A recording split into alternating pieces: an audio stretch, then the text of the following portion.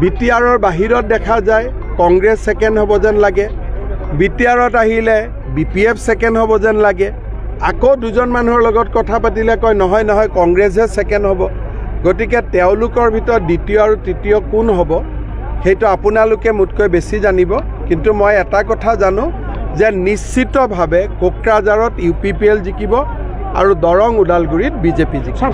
সংখ্যালঘু লোকসকলে স্যাৰ বিজেপিৰ প্ৰতি যথেষ্ট আকৰ্ষিত হোৱা দেখা গৈছে। আমাৰ সভা সমিতিত সংখ্যালঘু লোকসকল যথেষ্ট আহিছে।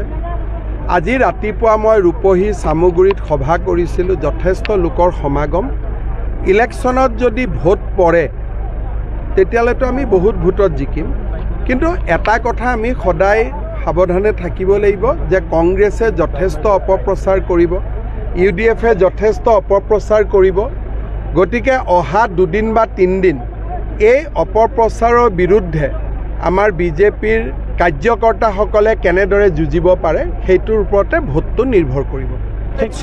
ডিফু, দৰং ওদালগুৰি আৰু শিলচৰ আমি আগৰ পৰাই জিকিম বুলি জানো আৰু আমাৰ 11টা সিটৰ ভিতৰত দৰং ওদালগুৰি, ডিফু আৰু শিলচৰ আছেই।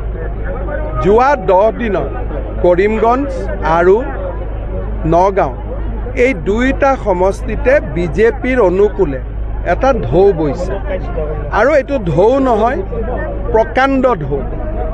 অহাকালিও মোৰ মিটিং আছে।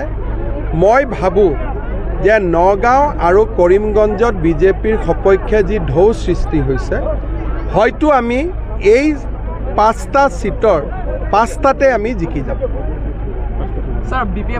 তামুলপুৰ, গোৰেশ্বৰ দুইটা বিধানসভা সমষ্টিৰ নিৰ্বাচনী সভা আছিলে।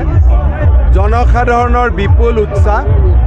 দিলীপ শইকীয়া দৰং ওদালগুৰি সমষ্টিৰ পৰা 3 লাখতকৈও অধিক ভোটত বিজয়ী হ'ব। সেই বিশ্বাস আৰু প্ৰত্যয়েৰে সৈতে মই